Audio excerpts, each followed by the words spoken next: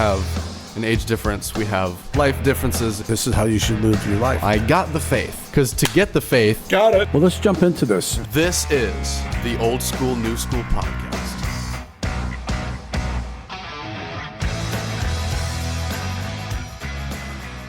You ready to just go? 5, 4, All 3, right. 2, 1. This is going to be a quick one. How's it going, ladies and gentlemen? Welcome back to the Old School, New School podcast. I am Will Charles Egan, and as always... Chris Meekins. We're so glad that you're back, and if you enjoy our regular weekly content, please be sure to hit the subscribe button. We would greatly appreciate it. There's a little button above Chris's head, and it says, look at me. The button says, look at me. And if the shirt says, look at me. The shirt says, look at me, yeah. You push the button, it'll take you to the subscribe page. But yeah, what is that shirt that you're wearing? Well, I made a decision in my life. Okay, what? Well, I'm a nice, fun guy. And Okay. I have these nice, fun shirts that my daughter buys me, and I don't wear them because they're... Yeah. Right. I don't want to be like that guy, but then I'm like, why not? I am that guy. It's fun. I am that guy. Why not? And I spoke this morning at the men's breakfast, Nice. so I like to wear something a little bit more colorful so they don't fall asleep. Right, so they can stare at you They're more. like, wow, that guy's really got an obnoxious pink shirt on. It's got flamingos and flowers, and it's got a little stain on it. It's really awesome. It's really good. Right there. Oh, my. How unprofessional, Chris. What is that, breakfast? Yeah, it's hot sauce. It's crystal hot sauce. So work, okay? You Work still is have good. a job? I still have a job. I redesigned my entire room. Okay. Which is cool. I don't know if I said it on the podcast. So the era. Those are things that an unmarried person talks about. Married men that are listening going, You what? you did what? Why did you do that? What? That's her job. Don't you like... Don't That you- is not your job. Yeah, don't you outsource that somewhere? Yeah. No, well, I have people that do that for me. Exactly. The era of the Murphy bed is over. I was using a Murphy bed every single night, and it was not long term because it literally fell apart. And was not made to use every day. No, I discovered that. Plus, the mattress might have been a little bit too heavy and thick, and so it's whatever. But I bought a new bed frame from Temu. You know Temu? It's like the Chinese IKEA? So it's not just furniture. It's kind of like trying to take on Amazon and that you could buy anything off of it, but it's all cheap stuff from China. The name of it? T-E-M-U, Temu. Everybody's got it. The app is absurdly obnoxious to use because every 5 seconds it's like, deal, spin this wheel, 30% off, 50% off, free hat, free, and you're like, what is happening? So I thought... So all my old friends, this is a new word we're learning. Exactly. So you're learning. This is why I'm new school. But I was looking for a new bed frame, and I saw this cool one, and I was like, oh, it's kind of nice, but it's a little expensive. And I was like, I wonder if I could find this thing on Temu, because I keep hearing through the grapevine that everything's cheaper there, and everything's, easier to get. And so I was like, whatever. I look on Temu, and it's like $250 off. So I ended up getting this like brand new, perfectly good, Bed Bath & Beyond bed frame for like $300. Wow. And I was like, this is such a steal. It's the exact same one. It's going to be great. I get it in the mail. I lay it out. I open the instructions. And step one, it's already wrong. Everything was completely wrong. It was, They have that little fat round guy that they have on the IKEA instructions. Stuff? Yeah. Unfortunately, he wasn't there to help. Bastard. I know. But it was all wrong. It was just Chinese crap. And so I ended up having to go to Ace Hardware and buying a bunch of nuts and bolts and put it together myself. And I am cleaning out my father-in-law's house. We put him in an assisted living. Oh, yeah. Why didn't you just give and me... we're going through the garage. Should have just gave me that stuff. It's early American. Oh, like how early? I mean, you know what early American... You don't even know what early American is. What, like 1950s? I don't know. No, it's a style. Oh, see? And it's It's definitely garbage. out of style. Okay, well, never mind. But you could have had it. I mean, you could still have it if you want it. Anything good? It's the whole house. Oh, wow, all right. Maybe we'll pick and choose. It's old people stuff. Okay, and well. I'm old, and they're older. They're like 90. That's ancient people stuff. Well, then you could fast. Hey, today we're going to talk about fasting. Fasting, okay, yeah. What do you know about that? Because you're kind of young, and God forbid that you would go without a meal. Oh, I know, right? Or without a snack. See, that's the thing. I think when we're talking about fasting today, we can kind of talk about the things that we need to improve on. Because I'm reading through this book, and there's a chapter on fasting, and I'm like, don't know nothing. I don't do that. I mean, at the beginning of the year, something that is, I think, notable that's cool our church does is 21 days of prayer and fasting. And we practice it regularly. And I think the main point we of as that, in them? the church. No, we as in the church, or we as in me and you? Me, not you and me, but like all of Bayside goes through this 21 days where you pick a thing. A lot of people, it's food, because the typical traditional, definition of fasting is not eating, right? So a lot of people will do that where and it isn't for all 21 days, but they'll choose a week where they don't eat, or maybe 2 weeks or something, and they choose fasting. But what we do, since we're a contemporary church and things are new and cool, is we will fast kind of just whatever it is that you choose. Or what do you think God's actually asking God? That's a what better do you think way. what do you think I should fast? What should I fast? And a lot of the times you should fast your phone. Your phone. Your TV. Well, no, because you need your phone. Well, like YouTube. Yeah. Or what's that other TikTok? That's a huge one. People need to fast from social media a lot of the times, or people because they just get so obsessed with it. Mm-hmm. I know a guy that he talks to you. He's like texting and he's doing work, but I'm like, I can't talk to you while you're texting. He goes, I can listen while you're talking. I'm like, I can't talk while you're not listening, so I'm just going to not talk. He's like, you can't do that. I know what I'm doing. I'm like, oh, okay. All right. Let me know when you're done texting. I'll wait, Yeah. But that's a huge thing that our church focuses on, is the whole point of fasting beyond the food itself is, it's right in here. The primary purpose is to center on God, initiated and ordained by him, right? Right. And the secondary purpose is it reveals what controls us. Right. So again, it doesn't have to be food. You can say, I'm going to fast. That's the thing, because I fast social media every year when we do it, and I notice what controls me. Immediately, I'll you ever get the knee-jerk reaction to like turn on the TV or check your phone and you're like, and the older you get, you walk in the house, you sit down on the chair, and you turn on the TV. Right. And then when you're fasting and you know that you can't do that, you notice how many times you go for it naturally. Yeah. And you're like, oh. So let's start. First of all, if you're going to fast, go talk to your physician before anything. Anytime you hear someone fast, there are people that can't do it, and then they get dead. Right. You get your blood sugar, if but you've that got is insulin not. issues. I don't know anybody that died from fasting. Nobody's doing that. Let me tell you something. This body could go with a 60-day fast. Oh yeah. So there's different kind of fasts, and we live in a culture that God forbid that you would miss a meal. Oh God. Yeah. But the funny thing is, when you do miss a meal, you think of the people around the world that don't actually That's have true. meals. So that's just one. But we live in a society that food is like everywhere. Yeah. Everywhere. I agree. And it's all got sugar in it. It's all poison. Yeah. You start reading. Don't read stuff. Don't get old.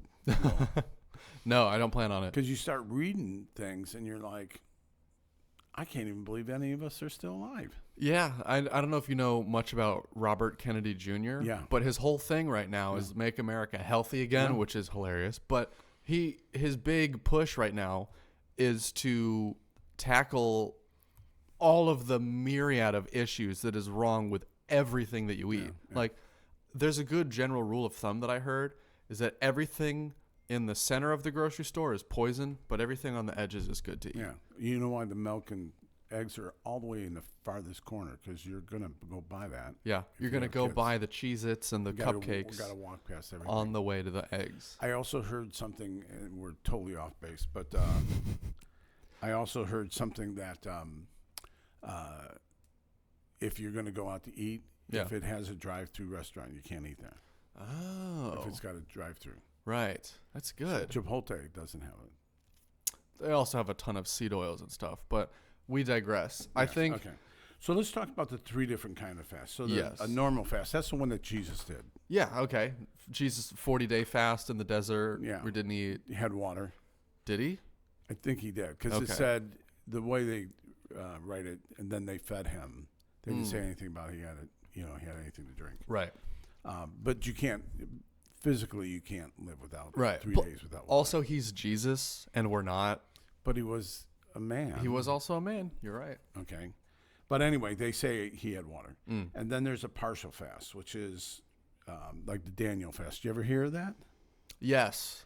Yeah. Like Daniel from the Bible. Yes. Yeah. Okay. Yeah. He had only vegetables. Like he was a vegetarian. Right. He became a vegetarian. He was for the a first week. vegetarian. No. No. The cool thing is he did it, and he told the people in charge. He says, "Hey, I'm not going to eat that crap. Yeah. And I'm going to fast from this, and this, and let me and see who looks healthier after 2 weeks." And they're like, all right. But he also did those things before he did something spectacular. Yes, and that was also a way of showing God's favor on him, Right. Because that was For the wisdom, he got wisdom. exactly because he abstained from the worldly things, eating food representing the worldly things, and relied only on provision from the Lord in his partial fast. That way, he could prove to, the kings and rulers in the Babylonian court of like, hey, the Lord is with me. Dude, Come on. hello. Yeah, look at me. It's like me and you. Yeah. Hello. Look at me. Come on. Don't you understand? Who do And you then think I there's the Esther, the absolute fast, where that's the one without food and water. But you can That's only crazy. do that. And Esther talked about it. There's a verse in the Bible, and Esther 16. 4:16, yeah. Yeah.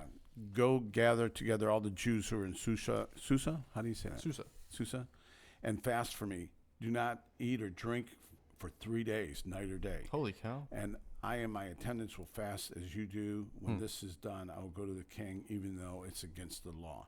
And so she had to go. And then it says, and if I perish, I perish. Well, she's like, hey, fast for me, because what I'm going to do, I could get dead. Right. Because I guess if she went up to the king without him inviting her, and she had to kind of stand in the back in the hallway and go, Right.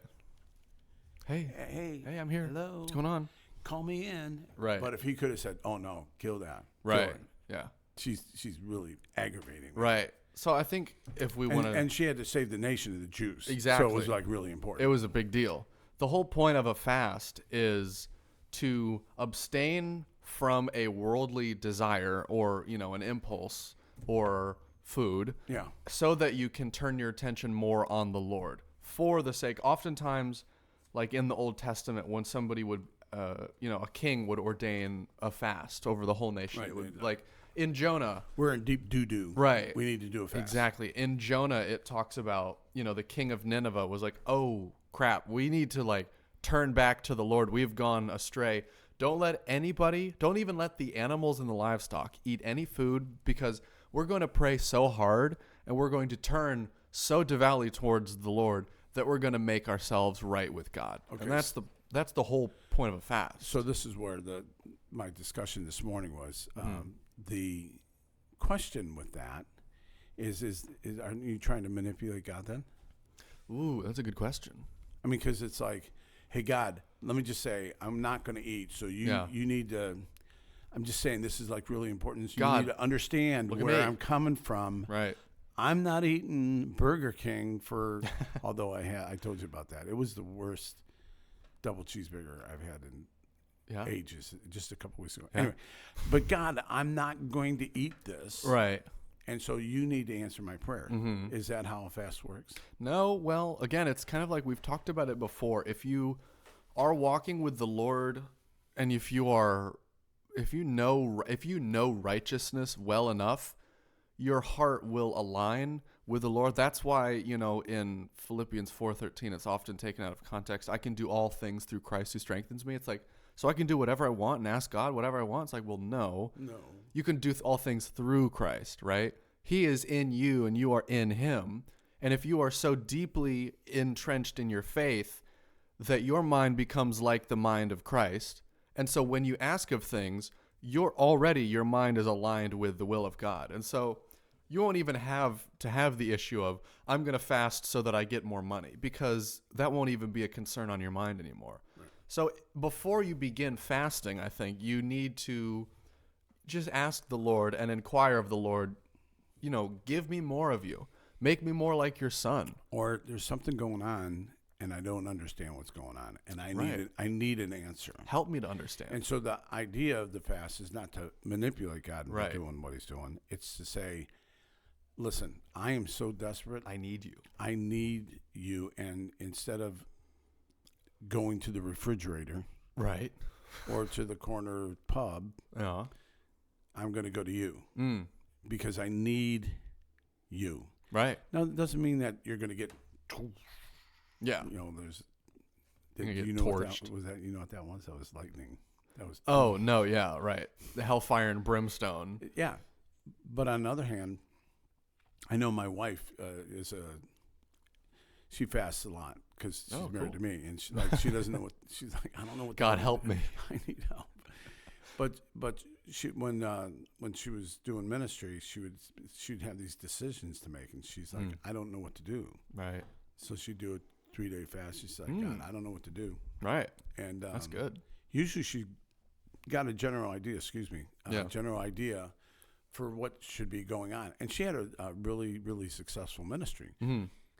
So a lot of time it's out of desperation, going, yeah, I don't know what to do. Now there's other people that do it on a weekly basis. They just do it just this. Really? Well, they're again older people. There's that new thing that's going on, intermittent fasting. Intermittent fasting. You do that, right? Not really. No, I just eat. I probably should reconsider how the Lord wants me to, act in this realm of my life. Well, I'll admit. You got to, but I think I'm going to 35, man. 35, you got to start thinking about. Okay, yeah, because I don't really, So you start slowing down, and you're still thinking, oh, I can eat a half gallon of ice cream. Right, and then you're like, well, no, I can't. I had a Jersey Mike sub the other day during the hurricane. We had a hurricane, by the way. Yeah. And didn't go over well. I've been eating super healthy for a long time. That's another thing is you eat really, really well, and then all of a sudden you just gorge yourself because I'm like, I'm going to let myself have one cheat day a week just so I don't lose my mind. Yeah. Right? And even that is like, that wasn't a good, I felt disgusting. I had the giant full sub that's like the $5 foot long. I had a full sub and I ate like 3/4 of it. And then I ate the other quarter of it later. It was like 1,500 calories. And so I was just like, I was taking off the bread by the end of it because like, this is disgusting. Yeah, so way too much. Right. That's taking it too far. Right. And my body paid the price. Again, fasting. Right. That is not fasting. That is the opposite of fasting. That's gorging. But this 1 day a week fast. Yeah. So they'll do it 1 day a week just to kind of remind yourself that your body, you don't want to be a slave to your body. And there's this other verbiage that you don't hear anymore. It's called death to self. Yes. And you don't hear about that a lot. It's like, no, I need makeup. I need a new car. I need. Yep. It's like, actually, you don't need a lot of that stuff. You don't need much. What I do need is I need to remind myself that this body is frail and it's broken, and that without God and Jesus, that's what Jesus, remember he said, I got bread that you don't even know about. Mm-hmm. Yep. If you drink of this water, you'll never thirst again. Yeah. And they're like, what are you talking about? Yeah. That's crazy. And I mean, the whole point of Jesus fasting here for 40 days is saying, in fact, you don't need anything but the Lord. Right.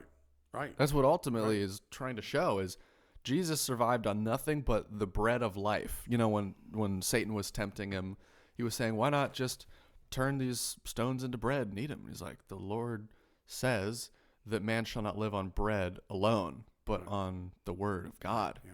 And that's powerful stuff. That's like what you need to eat. And it's like, well, Jesus said you need nothing but the word of God. It's like, do with that what you will. So God sustains you. God sustains you. You still need to. Right. More than food will sustain you, the Lord will sustain you spiritually. And it's reminding people that there's a physical man and there's the spiritual man. Yeah. And we don't feed the spiritual man. I know this, that when Joyce and I get talking about a fast or changing our diet, because we're, oh my God. Yeah. We make bad choices. I mean, all I have to do is wink. Yeah. When I'm talking about dinner, and she's like, "Okay, let's go." All right, pizza, right? We'll go to Jimmy John's. Yeah. Drop Jersey Mike's is like my favorite place to go to. Really? I love a good sub. It's Did salt. you ever go to that A's over on A's sub? Yep. They got great bread.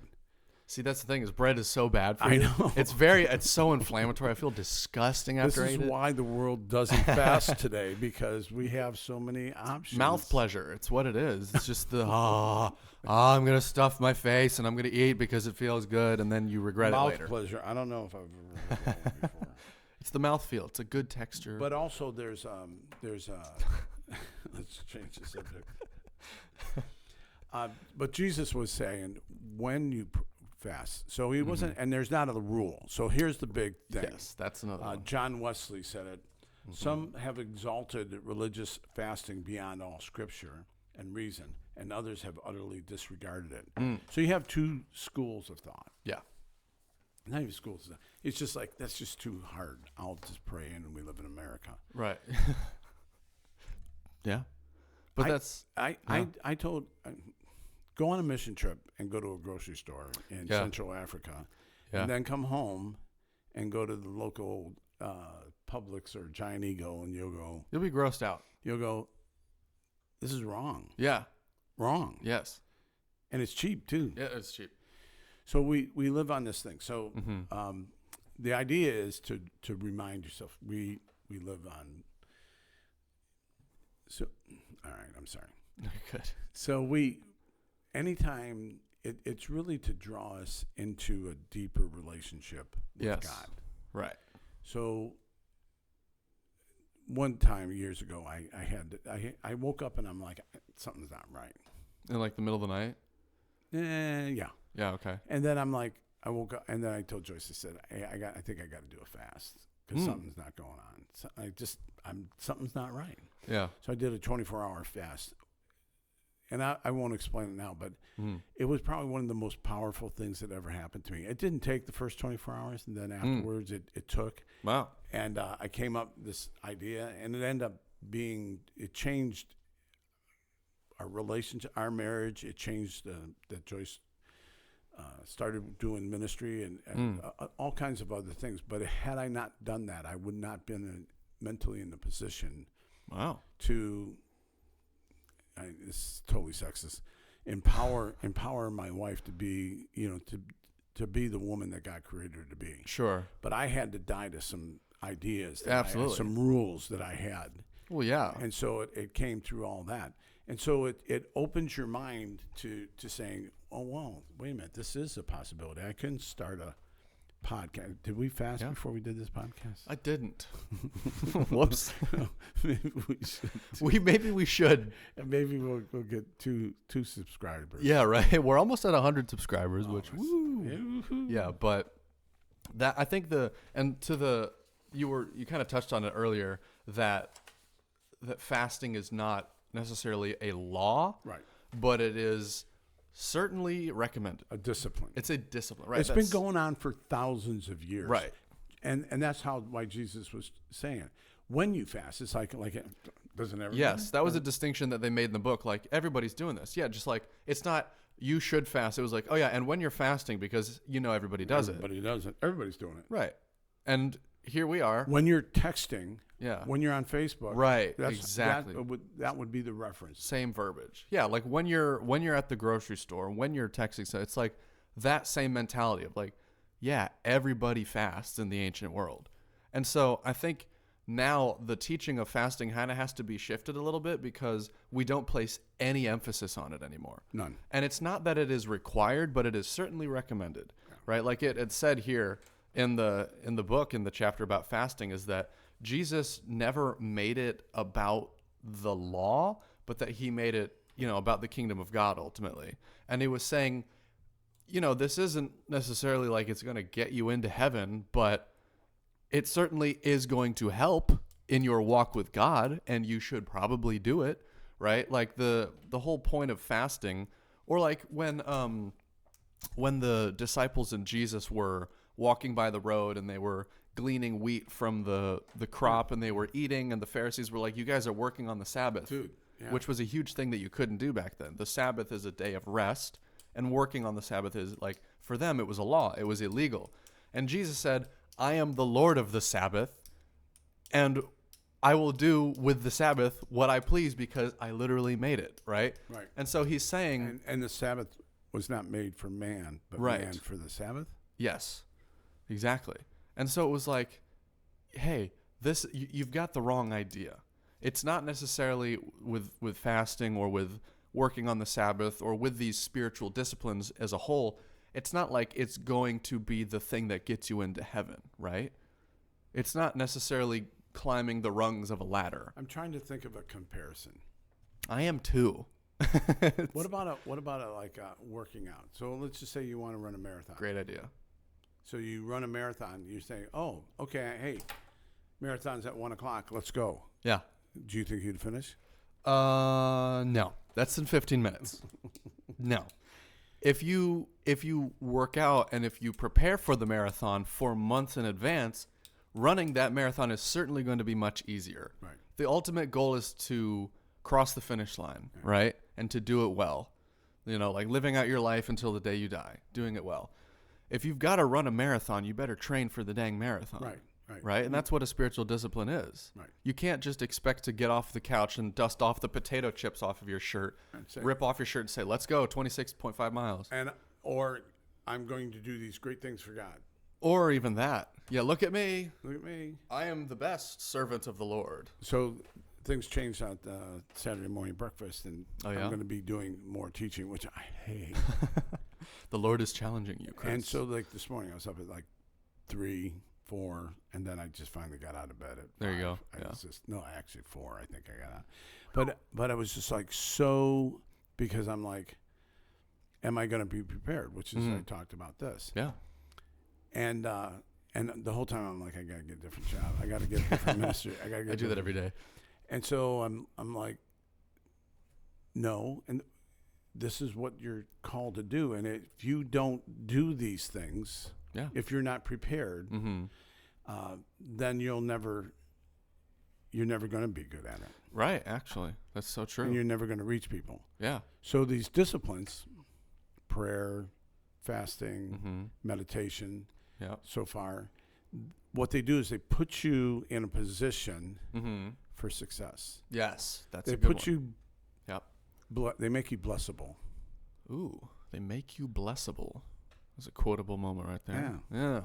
If you practice these disciplines, you're opening yourself up more for the Lord to work through you, right? Yeah, right. And it makes running that marathon a lot easier. Again, so I'm like, okay, not eating breakfast, lunch, and dinner one day is going to make me more prepared to hear from God.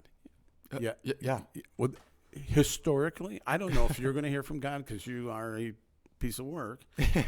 As am I, and as are you. Yeah. But Yeah. it puts you in a position saying, okay, God, I'm not going to eat breakfast. Instead of eating breakfast, I'm going to read your word and I'm going to pray and I'm going to actually meditate on it. And the more I'm hungry, the more I'm going to go. I'm going to push into you more, God, because I can't do this. Right. It's like getting sober. I can't. Yeah. It's the first thing. I can't get sober. Right. I can't. You can. So I think I'll let me kind of thing. Mm-hmm. So that's the same thing with fasting. It's like, I can't do this. Right. But I'm going to ask you, God, to help me do it because I'm looking for an answer because I want to do the right thing. Mm-hmm. Too many times we go, let's just. Yeah. It's whatever.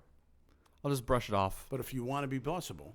If you want to be blessable. If you want to be, and maybe even for a big test like for your insurance license. I am taking that in almost 2 hours. Yeah. I'm going to be taking the state exam for life insurance. And if I hadn't studied every single day, I would have failed. I had to take these hundreds of, I've literally spent, I looked at the website, cumulative 10 hours studying of taking all these practice exams over and over. Just studying the exams? Just studying to take this exam. And just keep on taking it until you pass it. Exactly. Sooner or later, you'll learn the answers. Right. That's where I'm at now. But it took me all this time and this effort putting into this where I had to discipline myself. I said, I'm not going to watch TV. I'm not going to scroll on my phone. I'm not going to just read even. I'm going to sit in front of my computer, spend an hour and a half, take a 100-question test over and over and over until I am an expert on life insurance. And then I'm going to take my exam later today. It's a proctored exam. It's at a specific building I have to go to. It's all these, it's very serious. You have to pay. They get your fingerprint is done. And it's like, what the heck? And then I take it. It's so funny listening to him talk about the adult world. You're like, what the hell is this? I have to give them my fingerprints, and I have to pay to take an exam to get a license to do work. And oh my God. And it's like, yeah, that's the. Don't you know who he is? Come on, just let me do it already. So it took some discipline, and it took some giving up things, much like fasting, to get to where I'm at to be able to take this exam here. Yeah. So our whole goal today is it's just you want to be a deeper Christian. You want to have the deeper life. You want to have that. You want to have that thought that the guy over there is like, yeah, I believe that God told me to do this, and they're doing really good. It all starts with, again, this relationship with God, going, I'm going to put food to the side, right? Because I'm American. Heaven forbid. I'm going to put it to the side, and I'm going to focus on you. Yep. And again, it's not manipulating. That's where I've always struggled. Right. With it. It's like, well, you're trying to do. No, what I'm doing is I'm saying, God, I'm so desperate. Yeah. So they used one example, the guy knocking on the door in the middle of the night. Mm-hmm. And it's not that the guy wanted to give the guy. Tell the story. You tell the story. So there's this guy. It's in the Bible. Uh-huh. He comes knocking on the door and he's like, hey, I got guests and I don't got any food. Mm-hmm. And the guy in the house like, we just locked up the door. So they must have had to really bolt up the doors at night because of robbers, and they didn't have ADT or anything else like that. Yeah, there was no Ring doorbell camera. So anyway, he's knocking in, and it says the guy didn't open up his door and give him the food because he was being nice to him. Mm-hmm. He just wanted the guy to back off. Leave me alone. Here, take the damn food. Get the hell out of here. Go. Please. Try to sleep. Okay, this is totally, we're gonna get erased for this. God's saying, here, take the food. Get the hell out of here. Leave me alone. Please. No. He graciously wants us to have it. Yeah. Right? He gives willingly. Being persistent. It's about persistence and saying, absolutely. God, I really want this. But it's really more convincing myself. Convincing yourself. You know, sometimes I want to go do this. And you're like, I really want to do that. And then the more you think about it and the more you're like, no, I think I really, really want to do this. Yeah. I think that's happened with us with this podcast. Yeah. At first we're like, oh yeah, that'd be cool. Yeah. Why not? And now we're like, oh no. No, this is we're getting our hours in, man. Right. We're getting our experience in, our time in. I mean, I think my teaching has gone better because of this. I think that, and we walk out of here. You should hear us. We're like two little kids in a candy store. As soon as we get done, we're the best. We're like, we love hearing our voice. No, but we enjoy doing this. It's like it's a good thing. Mm-hmm. So, wrap us up. That being said. It's not about us. It's about you. We're not getting a job at a church anytime soon. We're not. Nobody from a church is going to go, hey, why don't you guys do a podcast for our church? Yeah, heck no. Have you listened to our episodes? Can you not mention our church? That's what we're going to get a call from Pastor Randy. He's like, please stop using our name. Please quit saying Bayside. Pastor Jonathan, he's the one that made up the Be Blessable. But he's going to call me up. He's going to say, keep my church name out your mouth.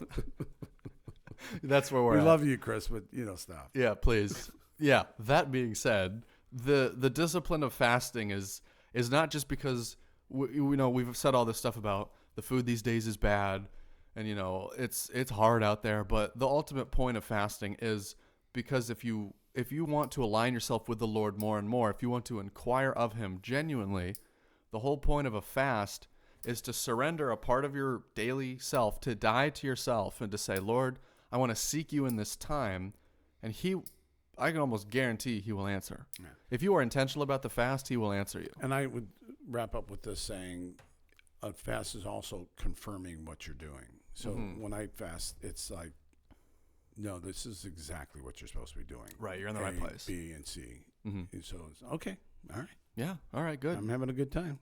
Yeah, my stomach hurts, but I'm having a good time. And that's good. Yeah. Hey. Thank you so much for listening. See ya. Peace.